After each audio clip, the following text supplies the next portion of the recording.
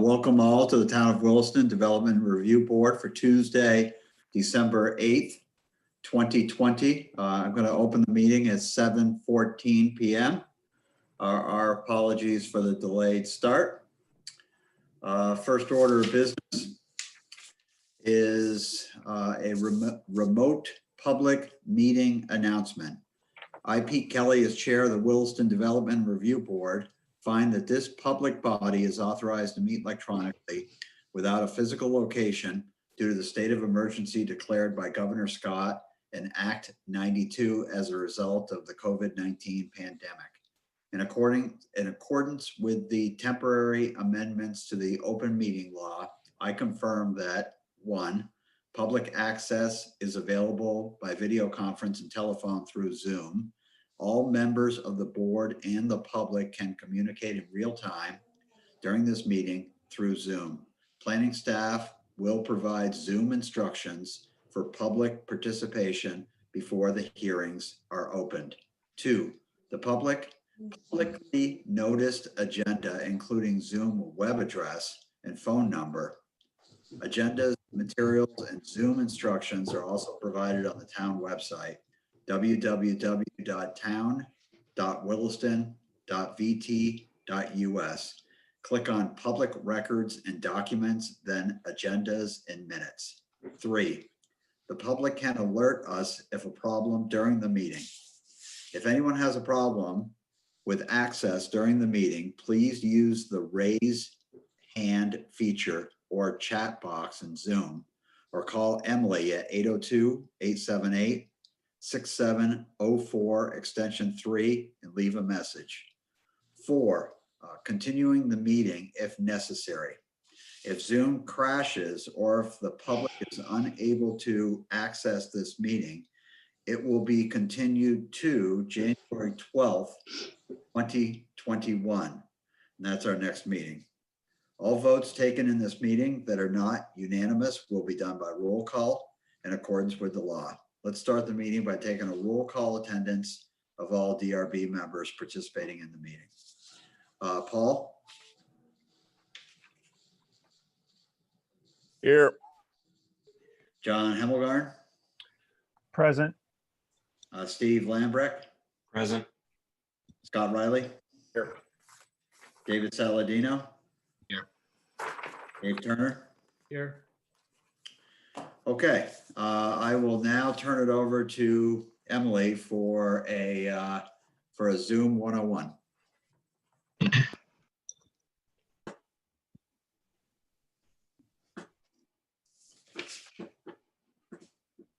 Emily. Oh, sorry. There you In go. terms of tonight's public notice, it was correctly posted in the newspaper for our 15 days. I just sent the wrong link in the email to DRB members and on the website, but the website is updated. I'm trying to get the document open. If you're calling in on telephone, you'll want to press *6 to mute or unmute and *9 to raise your hand. If anybody has questions during tonight's meeting, you can press the raise hand button on the participants toolbar or comment in the chat. There will be an opportunity for public comment. If you're having trouble with internet connection, you can try closing other tabs or turning off your video. That is the summary. Great, thank you, Emily. First order of business is a public forum. This is where we give an opportunity to the public to make a comment or address the board on anything that is not on tonight's agenda. Is there anyone out there in the public that would like to make a statement on, again, topics that are not on tonight's agenda?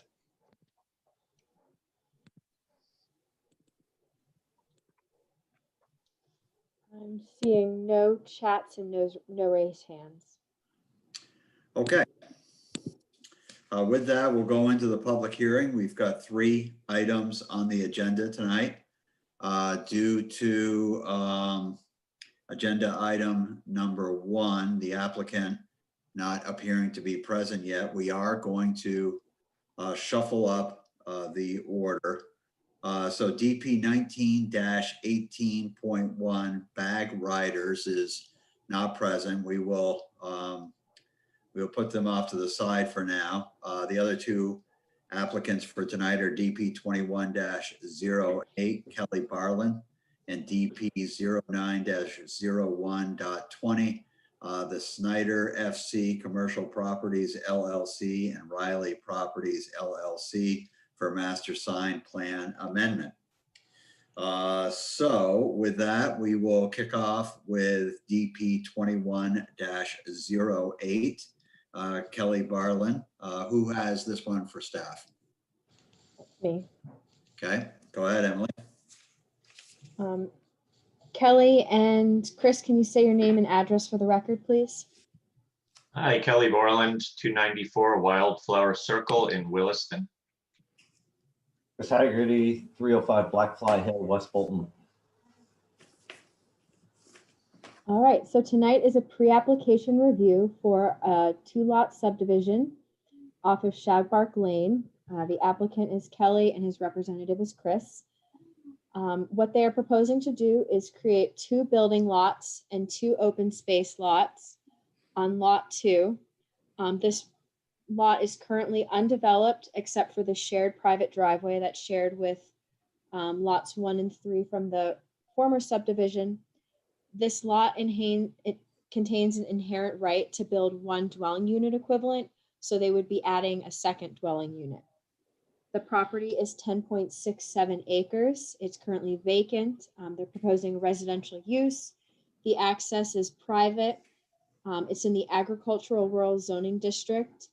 It is subject to Conservation Commission review, and their memo is included. Tonight, we are recommending that this pre-application move forward to growth management. However, we are noting that there are significant challenges related to access and open space design that may prevent the DRB from approving a discretionary permit. And I would add to this further to say that it may just change how the subdivision is designed. And I'll get into the details on that further, but we are recommending approve the pre-app so it can move to the growth management phase, and then the details will get worked out at discretionary. Project history, this began in 2005 with a pre-app for a 3-lot subdivision. It got approved in 2006. Since then, there have been some amendments to renew growth management allocation, reconfigure building envelopes, and do a boundary line adjustment with a neighboring parcel on Greenwood Drive, leading to today's application. Interdepartmental review, Public Works and Fire commented on this application. Fire in particular has some concerns about access on this driveway.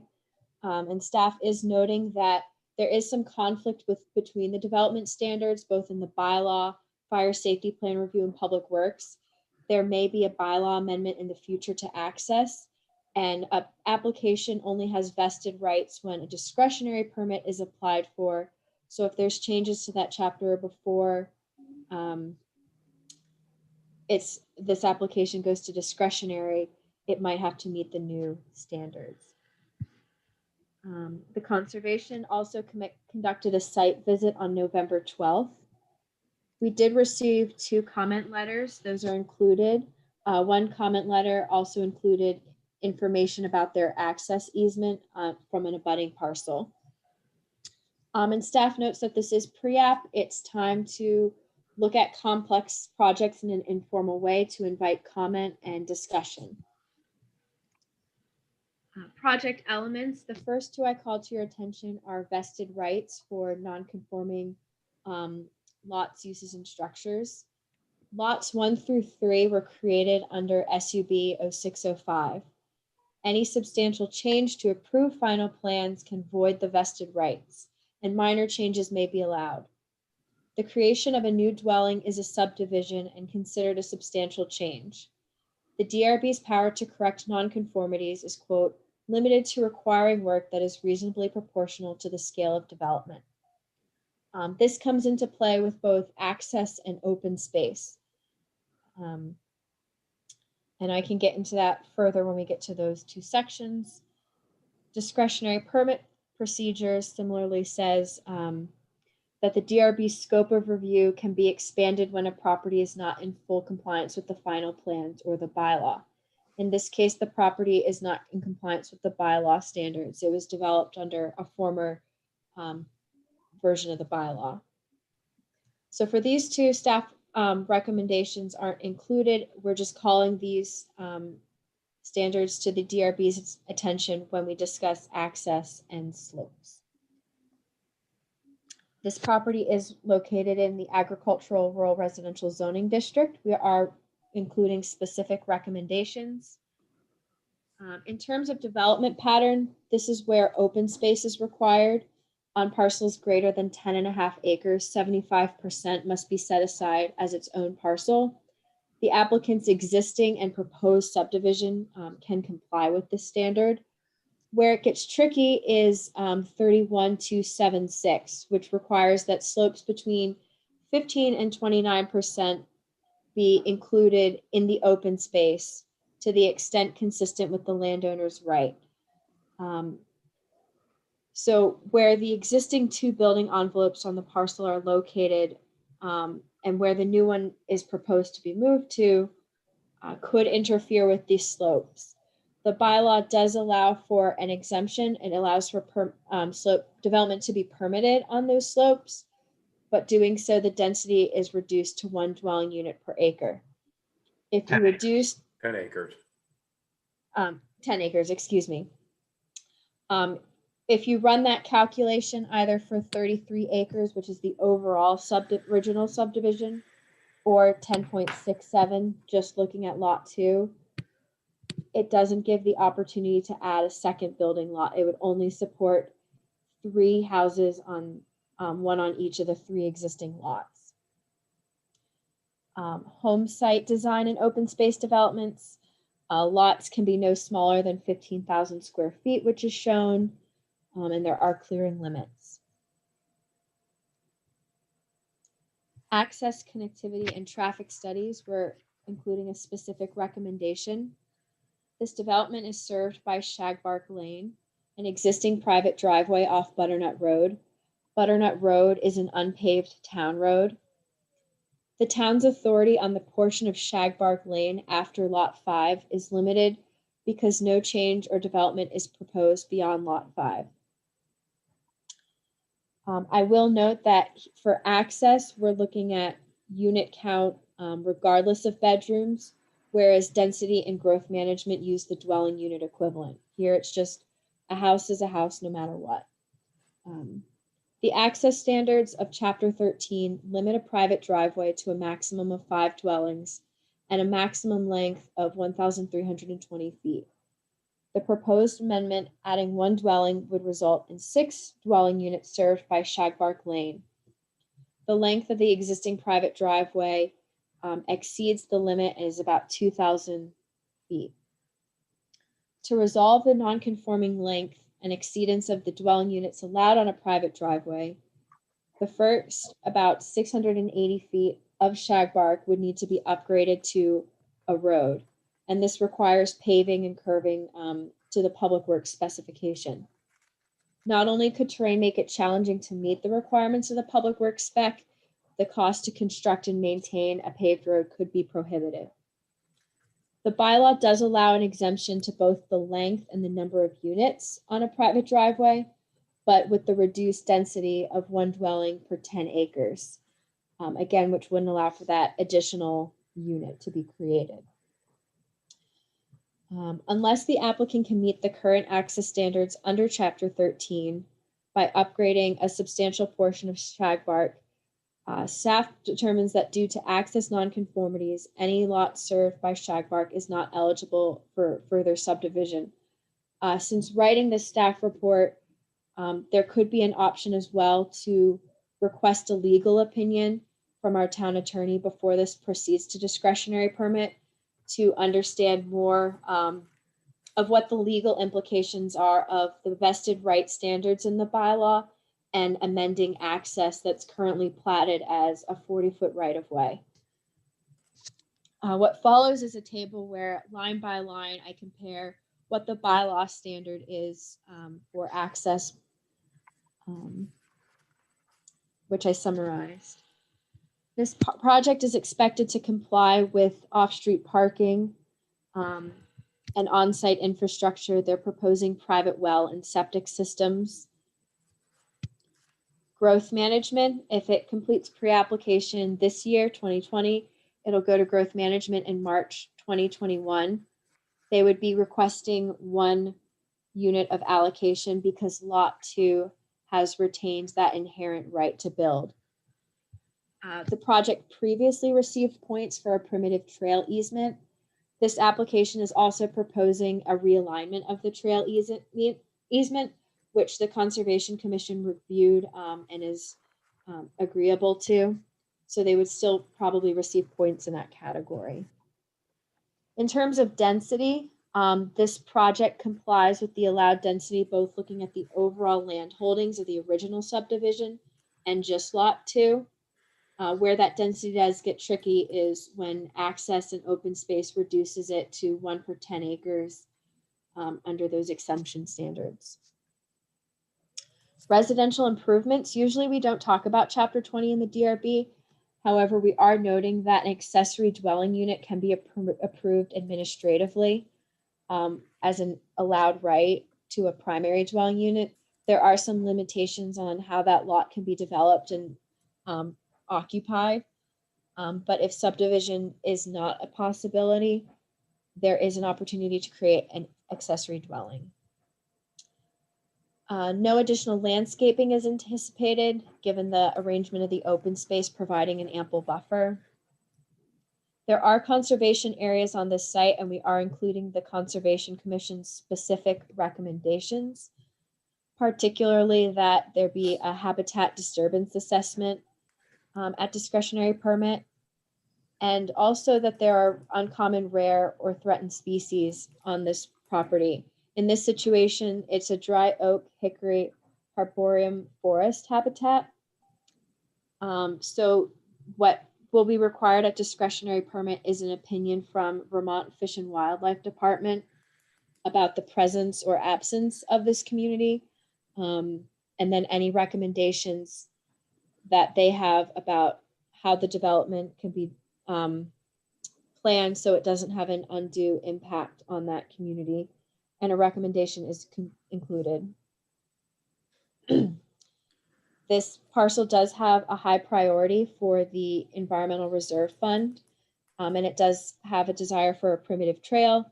That easement is existing and will be realigned. And the Conservation Commission agrees with that relocation. Watershed health, the wetlands were delineated in 2016, and there's small pockets of class 3 and a small class 2 on the parcel. Lots 4 and 5 are north of the wetland and not likely to impact the wetland areas in their construction. There is a recommendation included.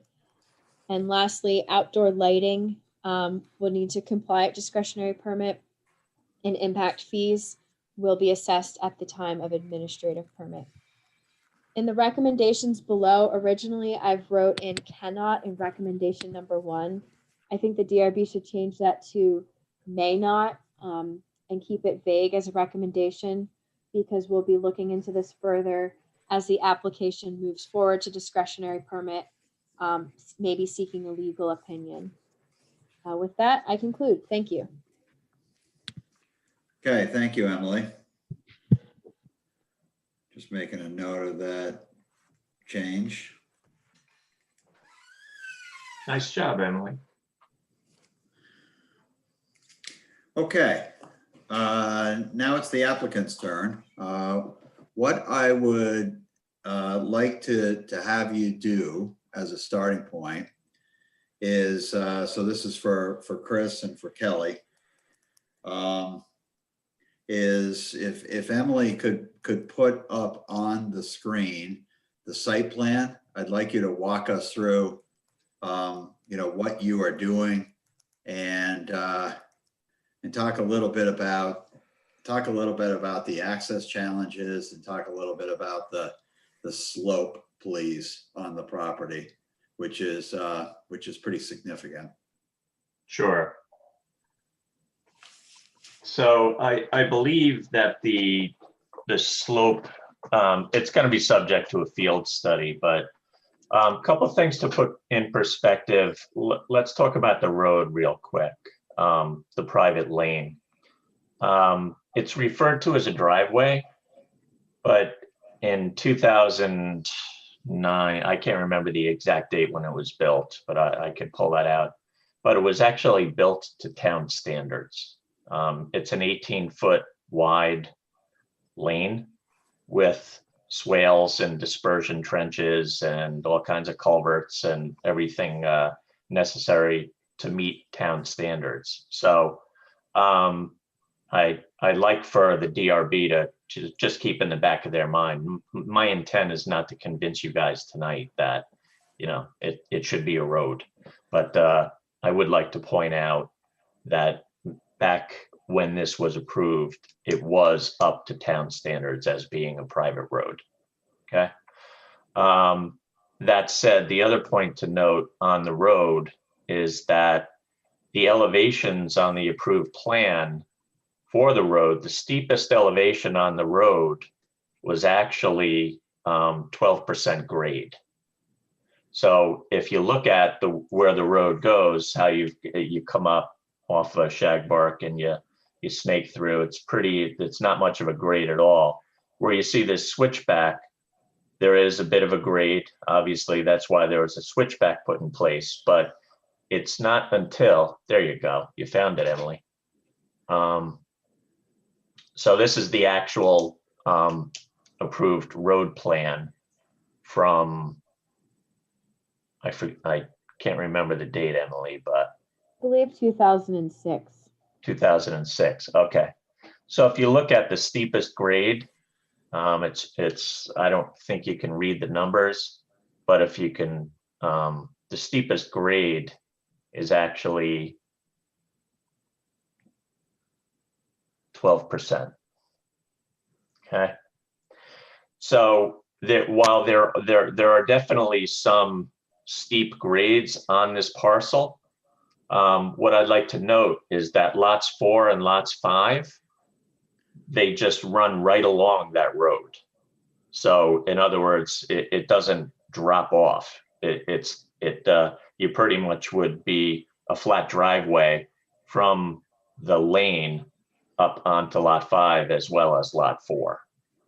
So I don't, again, I would think it's going to be subject to a field study or somebody to look at the LiDAR and the topos closer, and maybe Chris can weigh in on it a little bit, but I don't believe that the slope is even at 15%, and if it was, it would be at the very bottom of the 15 to 29% where we're talking about building.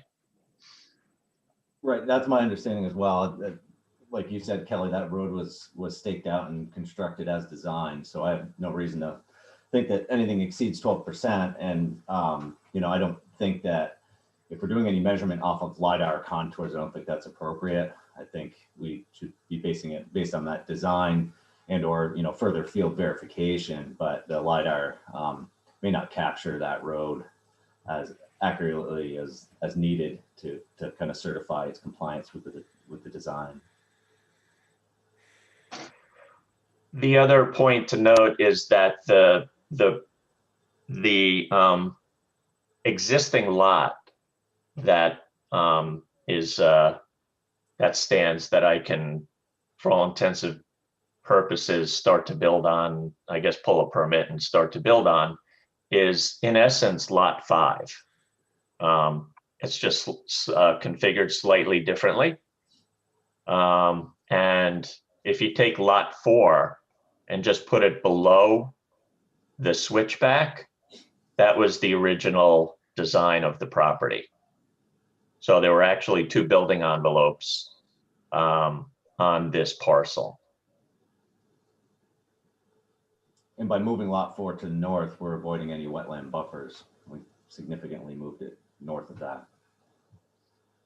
And it's just, overall, it's just a better building lot because being in that switchback, you are lower than the road, where with lot 4, you're above the road. So for aesthetics, for all kinds of reasons, it just made sense to move lot 4 up above.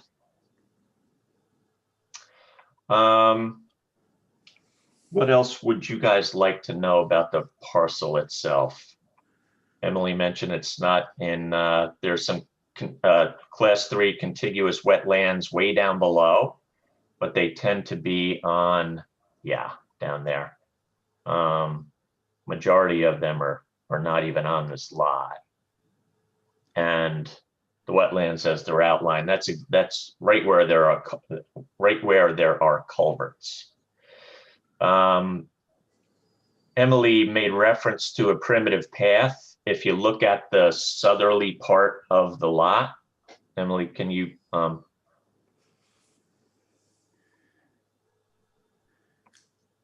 yeah. So the beginning of the primitive path, can you go to the, yeah, the beginning of the primitive path was set to be right where Emily has the arrow. So this house just south of the arrow, that's the Peter Judge home. That's the Judge residence. So what we were thinking when we did the walk with Melinda Scott and the Conservation Commission, what's also not listed on here, and I don't know if Emily will want to pull it up, but right there is a right of way that the Judge property has access to Shagbark Lane on the lower part. Emily, do you actually remember where it is? I think it's in the vicinity of the words open space on our plan, but there you go. Yeah. There you are. So might be a little bit hard to put in perspective, but yeah, so the Peter and Allison Judge home. So it's right around there where there's a right of way. So the reason why I'm bringing that to your attention is because we thought that it would make sense if the trail end or beginning wasn't right by this residence here. So I'm indifferent, honestly. I mean, we could leave it there and it can be, the trail could be built out. I just thought to maintain this residence privacy a bit, if you moved it up by the right of way, then it would end there so people could walk up Shagbark and enter the primitive path there. So again, I think it's a good idea to move there. If we move forward with discretionary and get the approval, that's what would be put on the plat. But right now, as it stands, it is on the current plat as is shown on this map.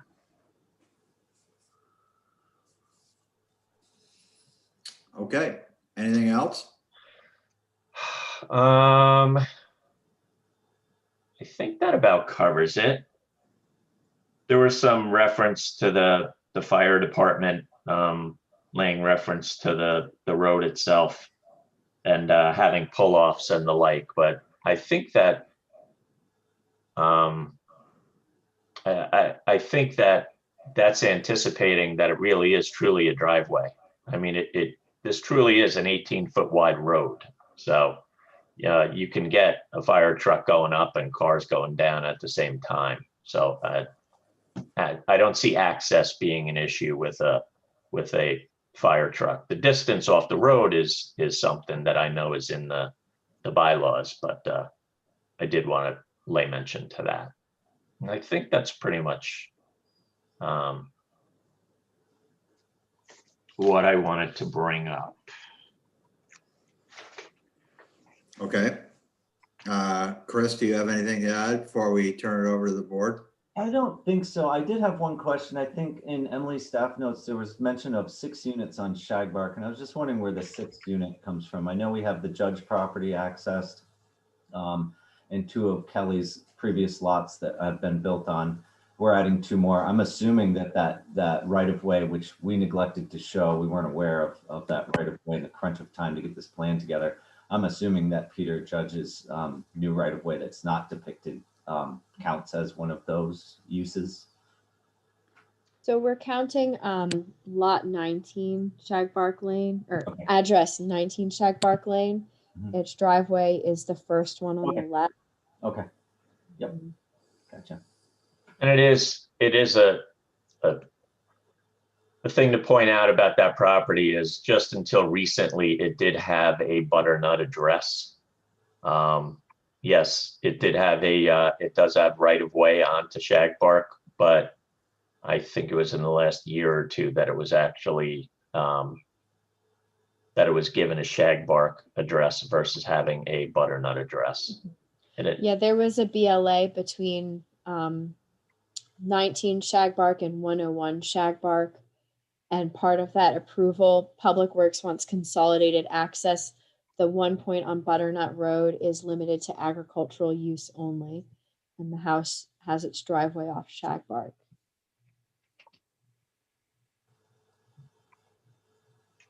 so that just sort of happened with, I wasn't aware of that change, but.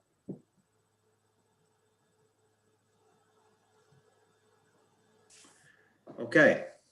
Anything else before I turn it over to the board? No, I'm good. Thank you. Okay, you're welcome. Okay, DRB board members, any questions?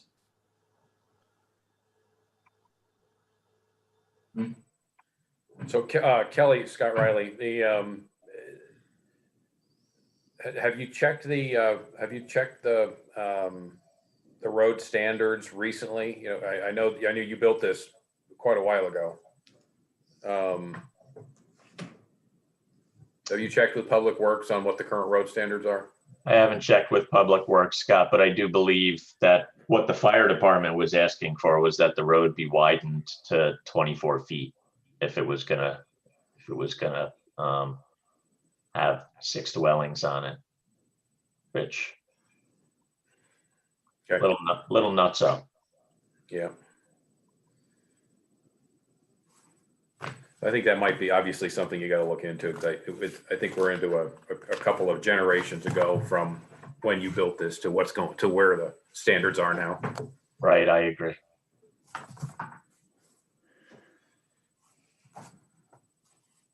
Okay, thank you, Scott. Anyone else?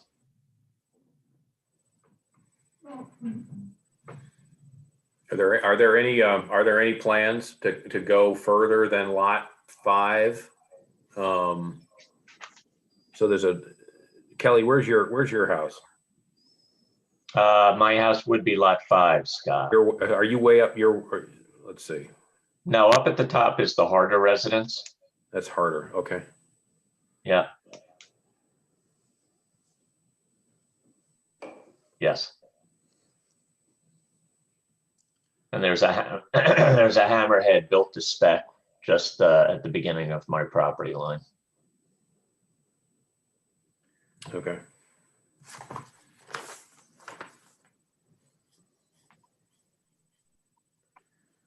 So, Emily, you referenced the a legal review. Your idea there. You want to run through that?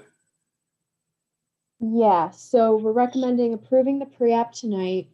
And before this goes forward to discretionary permit, Matt and I will talk to the town attorney and ask for his legal opinion on the vested rights of an existing driveway and adding additional units to an existing driveway that was created under old specifications. So does that speak to whether or not the driveway would be subject to be built to the current standards? Is that the issue? Correct. It's upgraded to the current standards? Mm-hmm. Okay. And sorry to interrupt, but to what point would it need to be improved? I know I know you touched on that in the staff notes, but it wouldn't be in its entirety, correct? It would only be to the point where it needs to be road versus driveway, and based on number of uses? Correct. So the entire length of the driveway is about 2,600 feet from Butternut Road all the way to the house on Lot 3. Just to Lot 5 which is here, is 2,000 feet. But our bylaw says a private driveway can be no longer than 1,300 feet. So what would end up happening would the first 600, 700 feet would have to get upgraded to a private road so that the private driveway beyond it is no longer than 1,320 feet. And what I'm saying is that the town's authority ends at the access point for Lot 5 because that's where change is being proposed. We wouldn't be looking at 1,320 feet all the way to Lot 3 because that's existing and is not being proposed to change.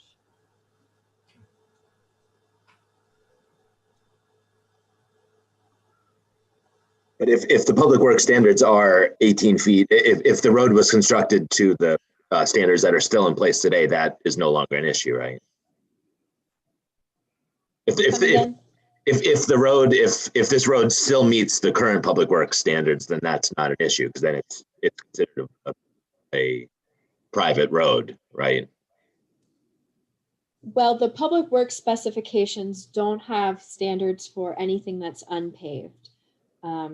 What our bylaw says is 5 or fewer dwellings can be on a private driveway, and then more than that or that longer length, you get bumped up to public works specifications, which would be a paved private road.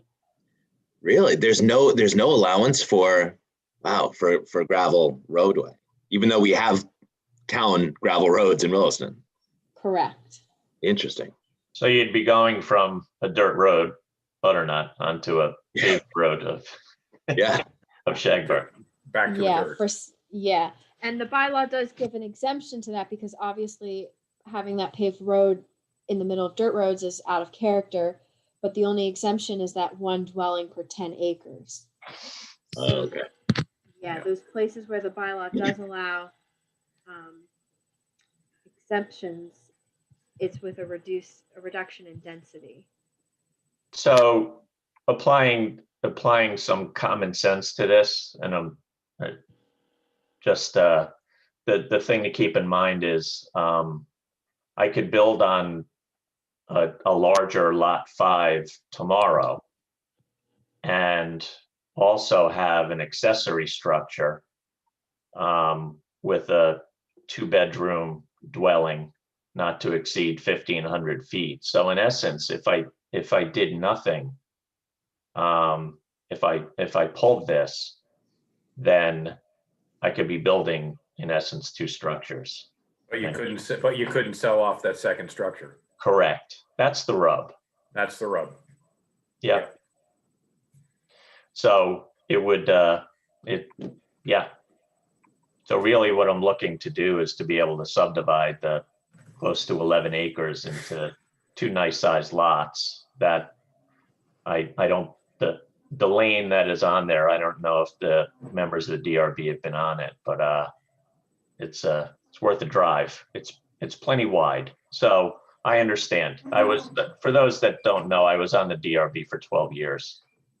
So I know what you guys have to go through. And I'm sensitive to that. So that's back in ancient history. Yeah, it is. It's when we rode our horses. Yep. It's not plenty wide if you got 2 of today's modern fire engines side by side in a winter condition with plow banks.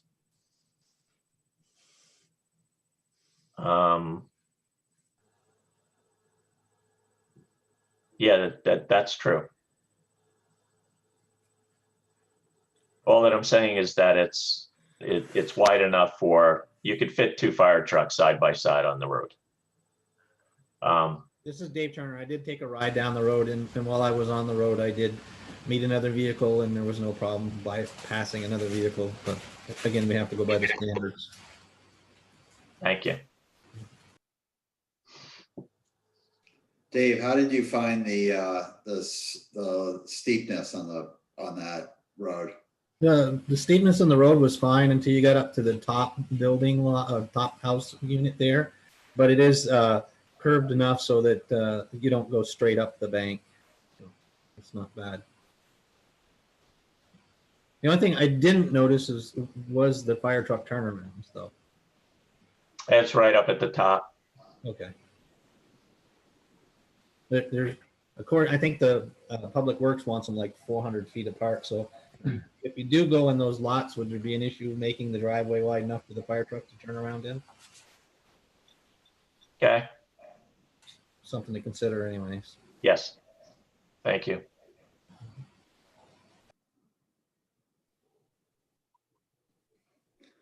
Okay, thank you, Dave. Anyone else from the DRB with questions? I guess I have just a general question for staff on the public works standards. I mean, if we feel that they're, do we have any jurisdiction to go against what public works standards are, or if it's required to be paved, it's required to be paved, and we have nothing to say about that? David, I can jump in on that. The question at hand that we've talked about asking council would be more to the point of, if Shagbark Lane was built to a standard that was understood to be an acceptable standard for a road by the town at the time it was permitted, are there vested rights for the applicant to continue to have Shagbark Lane treated as a road for the purposes of reviewing additional development, as opposed to, if all of what's in front of the board tonight on that plan that's accessed from Shagbark Lane was proposed today, we would be applying today's standard, blank slate. So it's not so much a question of modifying the public works standard, it's a question of, at what point in the lifespan of a development, when a road is permitted and constructed, if it's understood as a road at the time that happens, does the town have an entry to require it to be modified later on to support further development? And the town has some recent experience in these matters related to Fieldstone Drive in the DeVita subdivision off of Oak Hill Road, where we did find that there are some limitations to what a town can say about what needs to happen to something that was built as a road at the time it was constructed. Mm-hmm. Mm-hmm. Thanks, Matt. Thank you, Matt. Matt, do you want to just touch on what David asked prior to that, your explanation about our ability to bend Public Works's requirements? Yeah, you don't. That's what, yeah, right. So well, let me put it this way. What we say about private roads in our zoning bylaw is that they shall be constructed to public works standards, which are the standards Public Works imposes when a road is constructed that the town of Williston might end up taking over. And built into that policy is the anticipation that the town might find itself in the position of needing to take over a previously private road at some point, and would want it to be constructed to the condition that it would require if it was built with the intent of it becoming a town road. So there's some variability in there, which Emily pointed out in the staff report, in terms of under today's rules, what can be a road and what can be a driveway, and this limitation on density that comes into play if you allow a driveway to exceed these standards. But I would say the bylaw sets pretty clear boundaries there. Generally, in terms of how a road is built, we're gonna go to Public Works and defer to them. We're not talking necessarily tonight about how a road will be built, but rather how it was built when it was built and what it was understood to be by the town at that time. And this is not the only road in Williston that does not meet any currently adopted public works specification for a road. You know, literally any dirt road in town, there is no town specification for those roads anymore. And we have some other private roads in town that certainly don't meet spec either. Yep.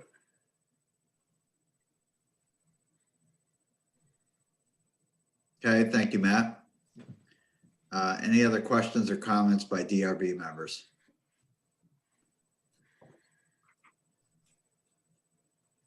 No. Nope.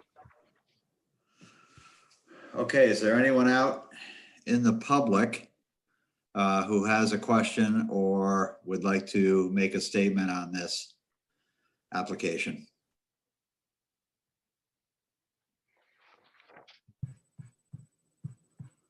Seeing no raised hands and no chats.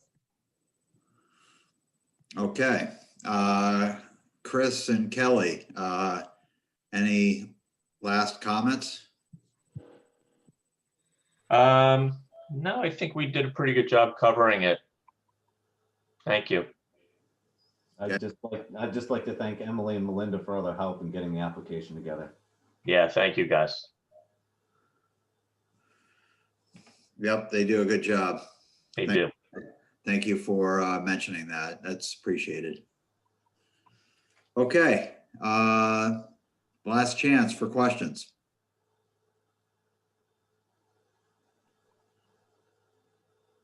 Okay, seeing no activity, we will close DP 21-08 at 8:01.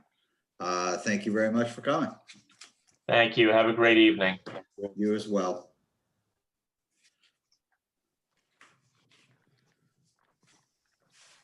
Okay, Emily, has the first applicant on the agenda, are they present or are they still have not arrived? They have not arrived. Okay, okay. Matt, do Mr. we have- Chairman, Pete, you're being paged, I think. our office was not involved with the preparation of this application, but while the first agenda item was being discussed, I did contact the property owner and he's authorized me to represent the application if bag riders don't show up so that they aren't kicked to the first meeting in January. Now, that doesn't mean we have to take up that agenda item now. We can leave it at the end of the agenda, whatever the board's preference is. I did email them the corrected link just because I thought they might be trying to get on, and I have not heard anything back. So. Okay. Andy, you are probably one of the most trustworthy people that I know. But Pete, don't let it go. Don't let it go to his head. Come on. What documentation do you have that we can use as verification of that statement? None. I spoke with Glenn. I spoke with Glenn Cummings, the landowner, by phone again while the first agenda item was under discussion. So I don't have any documentation other than my phone call with him about 25 minutes ago. Okay, and you were the engineer on that project? We were the engineer on the project. We did the original master sign plan. We just weren't involved with bag riders' application to amend the current master sign plan. But we will be, because I suspect that one of the staff proposed conditions is going to be that the master sign plan be updated to reflect what they're proposing in terms of submission of final plans. Okay, I'm satisfied. We will take that application up last tonight because you're gonna be present either way. Yep.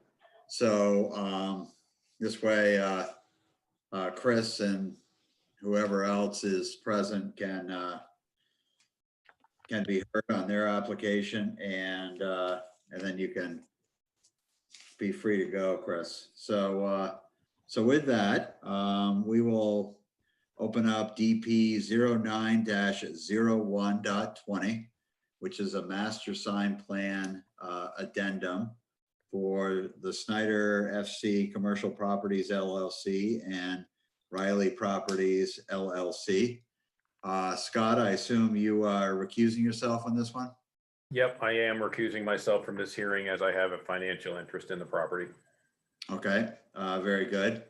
And Chris and Andy, you are the representation for this application.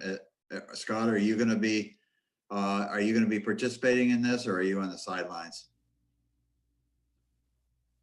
You're muted. I'm on the sidelines, thanks. Okay. Okay, so Chris and Andy, you're representing the applicant? Yes. Okay, if you would please, for the record, state your name and address, please. Andy Rowe, Lamoureux and Dickinson, 14 Morris Drive, Essex. Chris Snyder, Snyder FC Commercial 4076 Shelburne Road, Suite 6, Shelburne. Great, thank you. Who's got this one for staff? I have this one for staff. I'm going to go Okay. ahead and share my screen. All right. So this is a second round hearing. This item was heard on November 24th. This is a proposal to modify an existing master sign plan related to the commercial portion of the Finney Crossing development in the Taft Corners Zoning District. We had an initial discussion with the Development Review Board about the applicant's proposal on November 24th, and the board provided some feedback to the applicant about how it saw itself potentially ruling as it relates to making special findings under the comprehensive plan and Williston development bylaw language as it relates to larger and more numerous signs that are included in a proposal as part of a master sign plan. The general advice of the Development Review Board at that time was that the sign on the southern facade of the building, as pictured in the staff report, should be reduced in size, and that some of the other sign elements that the applicant had thought about eliminating be re-included in the plan, including sandwich boards within the plan. So the applicant has submitted a revised sign plan. That sign plan takes this 160 square foot window sign on the elevation in question and reduces it to a 50-foot sign, which is about the area of two of these large glass panels on the site. It brings back some of the lamppost banners and the sandwich boards that were originally part of the master sign plan prior to this proposal. And I'm going to bring you down to the amendment. This amendment does meet the requirement that all signage fall within the 8% of street-facing facade maximum limitation, remembering that this is 8% of the facades of each of the commercial buildings, but that the signage doesn't have to exactly correlate to the building, rather it's a site-wide limit. I have quoted here the special language related to larger signs, but noting that by reducing the 160 square foot Apple logo to 50 square feet, we've brought that window sign down to the 25% limit of that glass area on the building. So the recommendation tonight is for the DRB to have this conversation with the applicant about the changes, deliberate on the project. Staff recommendation is for approval. And I just want to go into the summary of the signs that are in the draft condition of approval, showing the reduced size here at 50 square feet of the large sign that we were discussing. The slight decrease in light pole signs from a total of 435 square feet down to 450. The other thing staff is recommending, because there's room within the 8% maximum, is to go up from what the applicant was asking for at 5 sandwich boards, go up to 6. This allows one for each of the 3 major commercial tenants on each side of the building.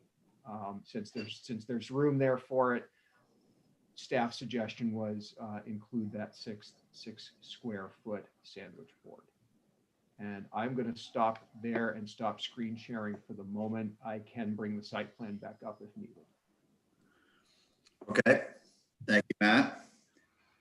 First order of business, Chris and Andy, are you in agreement with the staff recommendation to add the additional sandwich board? Yes. Okay. What else do you have to add in that to supplement what Matt did?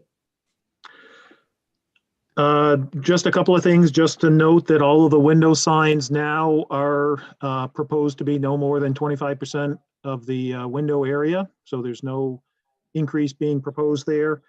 And the other thing that staff had suggested was modifying the sign table so that a couple of the other retail spaces could potentially have projecting signs.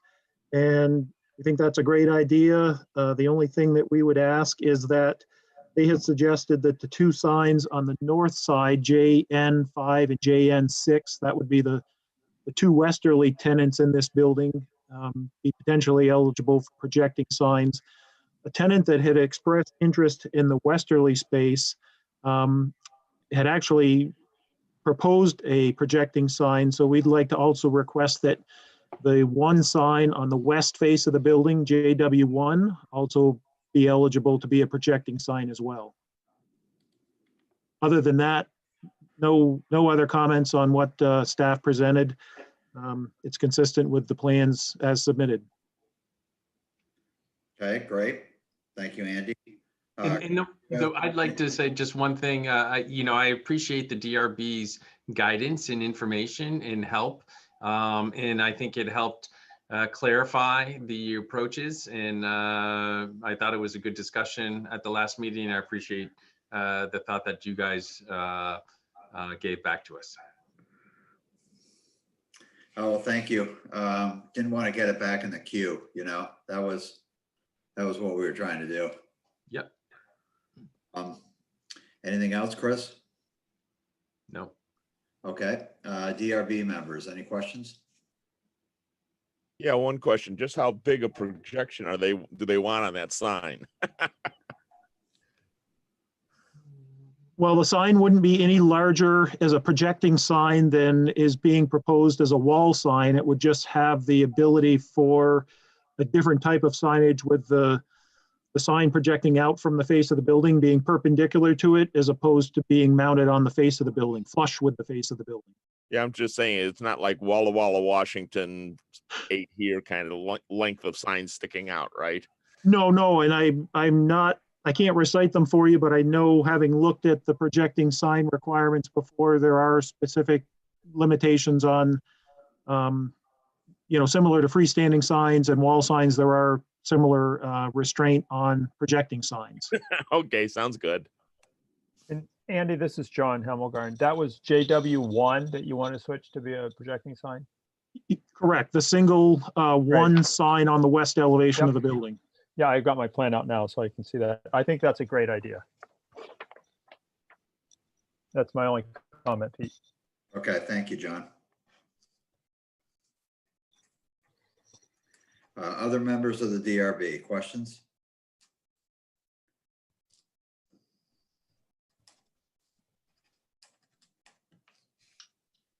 Yep. Members of the public, are there any questions on this application? No chats and no raised hands.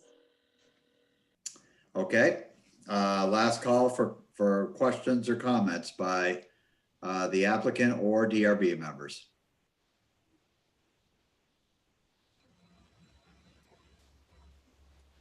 Okay, hearing none, we are going to close DP 09-01.20 at 8:13.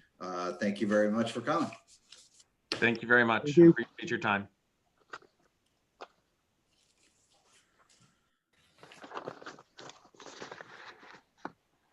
All right.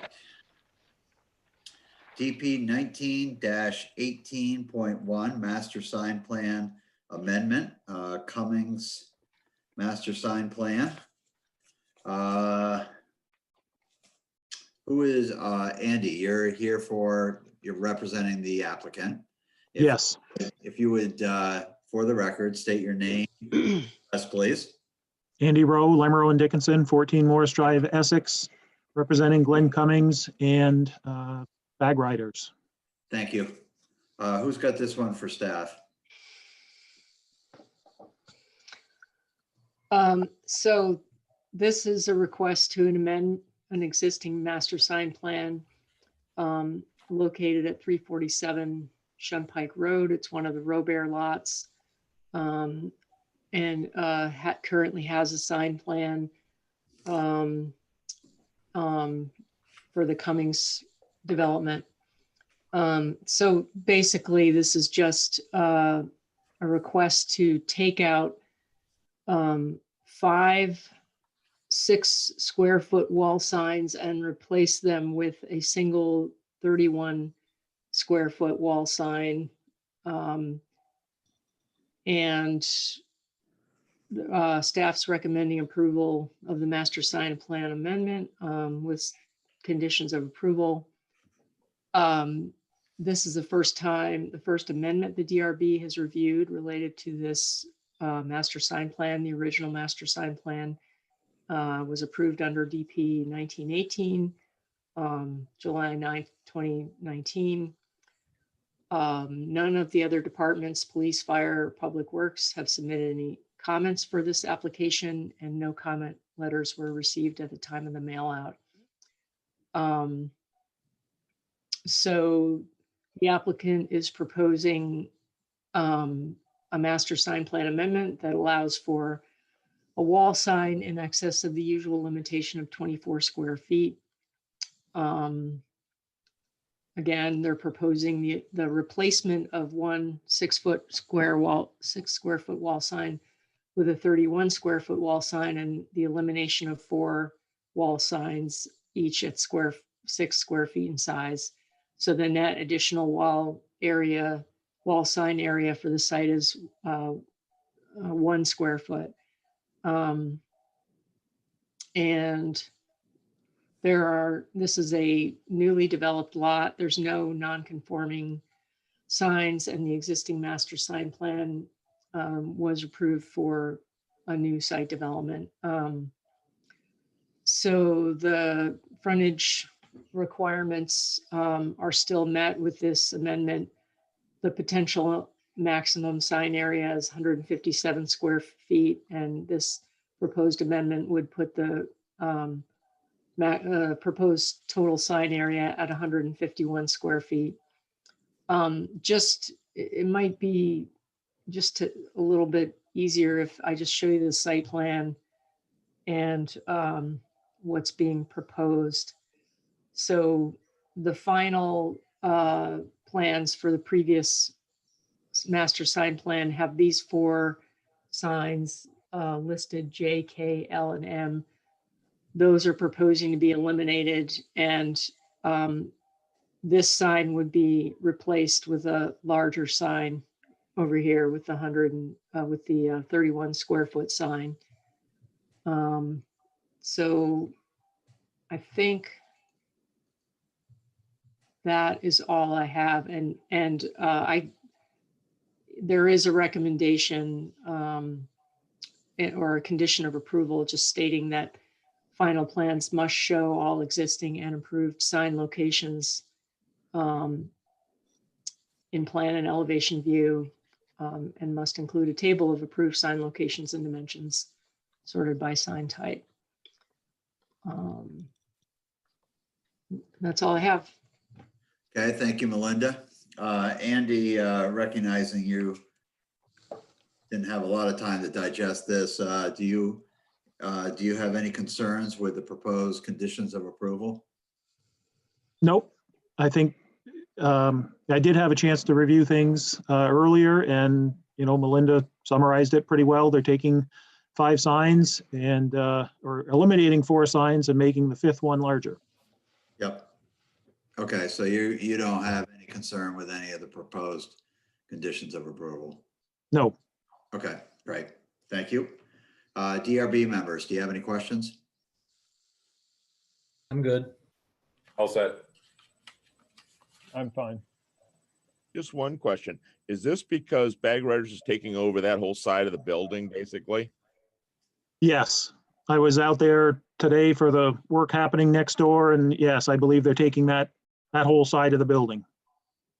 Okay, the only reason I asked the question is so if for any reason they left, we potentially are going to be revisiting this by taking one big sign down and putting up the little signs if it breaks it up back into little subsections again, right? That's correct. When the building was originally proposed, it was intended to be split up into basically 3 to 6 or divided or combined into 3,000 square foot increments. And in this case, Bag Riders is taking 9,000 square feet. If they were to leave and a tenant was to come in and take a smaller space, there would be a need to amend the master sign plan again in order to revert back to something similar to this. Okay, sounds good. Looks like we got permanent employment ahead of us. Andy, what is Bag Riders? I had to look them up. They do custom air suspension. So when you see those cars that are sitting low to the ground or trucks or any kind of vehicles, that's what they do. They replace the shock absorbers and the springs and allow you to inflate them and deflate them and change all kinds of change the whole geometry of the underneath side of the car. In effect, you're riding on an airbag. Okay, thank you. Okay, any other questions?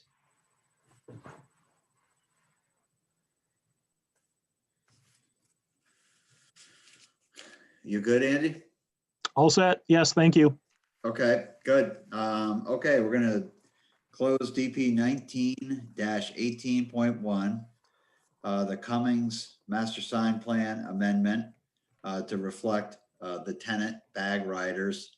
We're gonna close this at 8:21. Thank you, Andy. Thank you. Good evening. Right. Okay, we are now going to go into deliberative session at 8:21.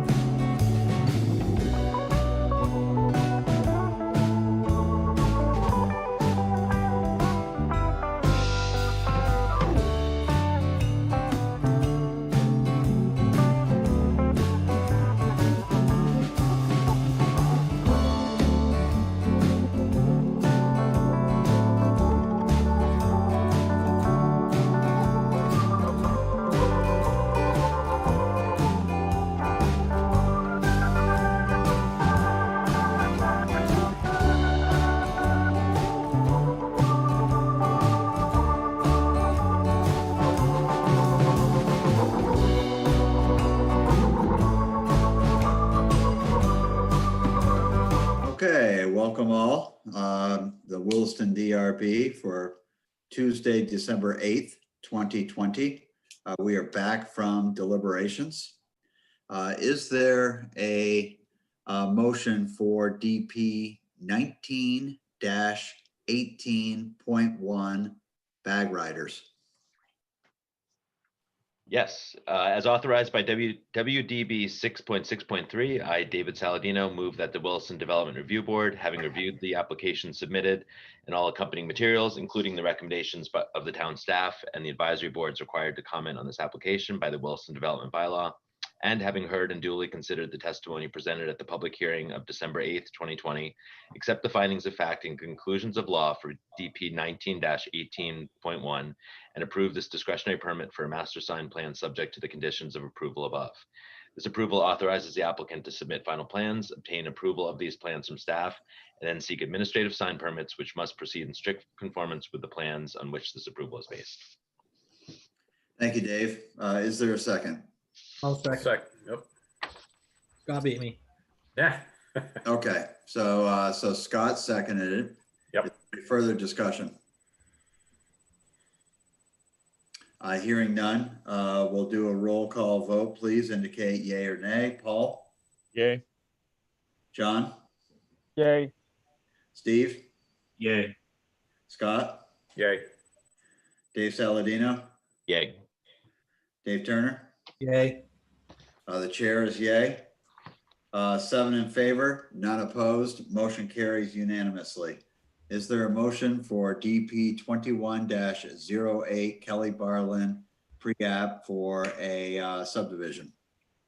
Yes, as authorized by WDB 6.6.3, I, Scott Rieley, move that the Williston Development Review Board, having reviewed the application submitted and all accompanying materials, including the recommendations of the town staff and the advisory boards required to comment on this application by the Williston Development Bylaw, and having heard and duly considered the testimony presented at the public hearing of December 8th, 2020, accept the recommendations for DP 21-08 and authorize the application to move forward to growth management. We will be making one change to recommendation number 1. We will substitute the word cannot with may not. So the first sentence will read, the proposed development and uses may not meet the development standards of WDB chapter 31, because the new development proposed on slopes between 15 to 29% does not meet the reduced density standards of WDB 31-7-2-6.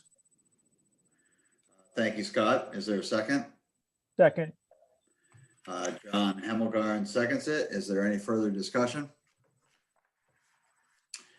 Hearing none, yay or nay. Paul? Yay. John Hemmelgarn? Yay. Steve? Yay. Scott Rieley? Yay. Dave Saladino? Yay. Dave Turner? Yay. The chair is a yay. 7 in favor, none opposed. Motion carries unanimously. Is there a motion for DP 09-0120?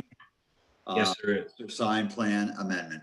Yes, there is. As authorized by WDB 6.6.3, I, Steve Lambert, move that the Williston Development Review Board, having reviewed the application submitted and all accompanying materials, including the recommendations of the town staff and the advisory boards required to comment on this application by the Williston Development Bylaw, and having heard and duly considered the testimony presented at the public hearings of December 8th, 2020 and November 24th of 2020, accept the findings of fact and conclusions of law for DP 09-01.20 and approve this discretionary permit for a master sign plan subject to the conditions of approval above, with one additional condition of approval number 6, which states that condition of approval number 3, table 3, sign JW-1 may be either a wall or projecting sign. This approval authorizes the applicant to submit final plans, obtain approval of these plans from staff, and then seek administrative sign permits, which must proceed in strict conformance with the plans on which this approval is based. Thank you, Steve. Is there a second? I'll second it. Dave Turner seconds it. Any further discussion? Hearing none. Paul Christensen, yay or nay? Yay. John Hemmelgarn, Yay. Steve Lambrecht, Yay. Scott Riley, Extension? Dave Saladino. You're muted. Sorry, aye. Dave Turner. Yay. The chair is yay. 6 in favor, none opposed, 1 abstention. Motion carries. Okay. Next up are the minutes of November 24th, 2020. Is there a motion to approve the minutes? Sure. Pete, I move that we approve the minutes as written of the you, meeting John. of November 24th. 2020, correct? Yes. I'll second that. Okay, Dave Saladino seconds. Any discussion?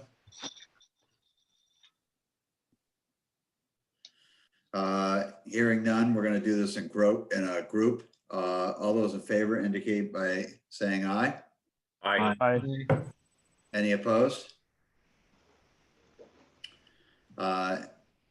Okay, motion carries 7 in favor, none opposed. That motion carries unanimously.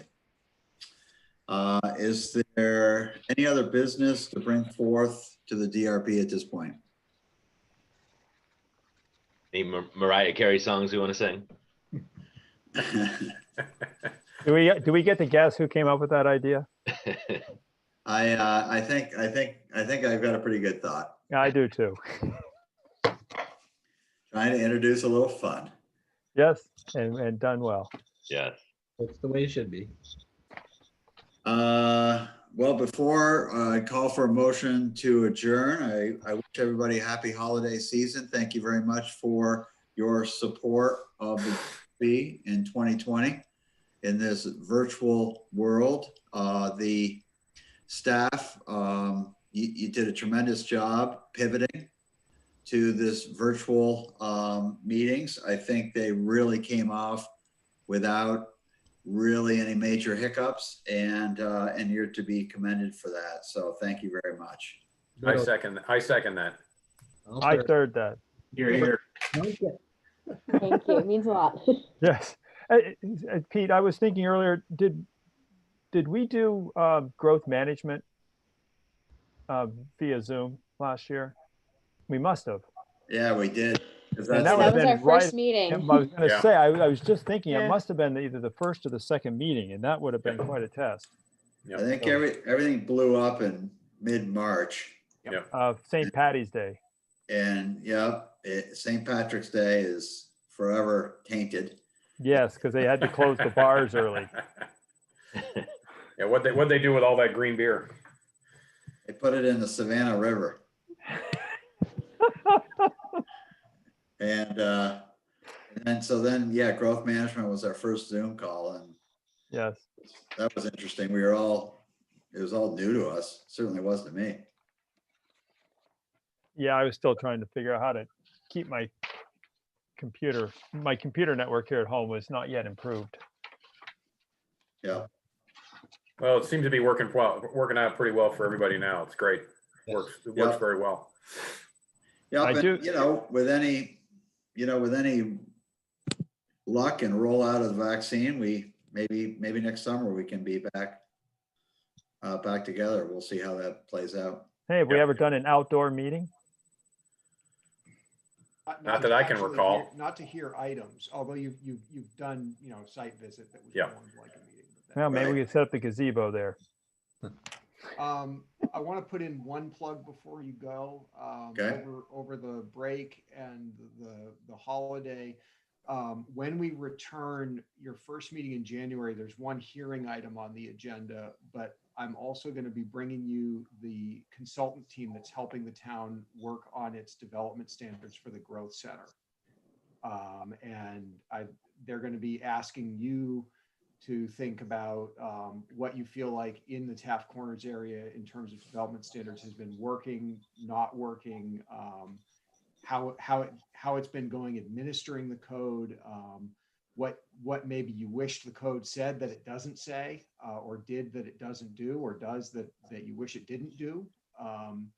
But we are moving forward with a project to significantly retool the development standards in Williston's Growth Center, and you'll have an opportunity to have an audience with that consultant team at that first meeting in January. So as you're doing your last minute shopping, if you're doing any of it in person in Williston, think of some of the site developments that have come through the board in the last 10 years or so, and what you like and don't like about them, and what you might want to see different. So Matt, let me ask you a question. Given that my company is significantly involved in that, is that something you want me participating in? Should I be a side on that? It's just an advisory conversation. Okay. So this I can talk for an hour on that subject. This would be not that dissimilar from connecting the planning commission with the DRB to talk about development standards. At the end of the day, all that's going to matter is what the select board really adopts. Sure. There's significant public involvement that needs to happen, but we recognize in a small place like Williston, a lot of our most involved people are also serving on boards and value the input. So okay. Keep that in mind as you're sort of looking around Taft Corners. What would you want this place to turn into in the next 25 or 50 years, and what's your experience been as a board member administering the current rules? Okay. So great. Keep an eye on that. Thanks. All right. Is there a motion to adjourn? I'll make So a move. Dave Turner makes a motion. Is there a second? Sure. Scott Riley seconds it. Any further discussion? All those in favor? Aye. Aye. Any opposed? All right. Thank you, everybody. Happy holidays. Happy holidays, Happy everyone. holidays, Happy guys. holidays. Merry Christmas. Stay safe and COVID free. You got it. Yeah, stay Yeah. safe.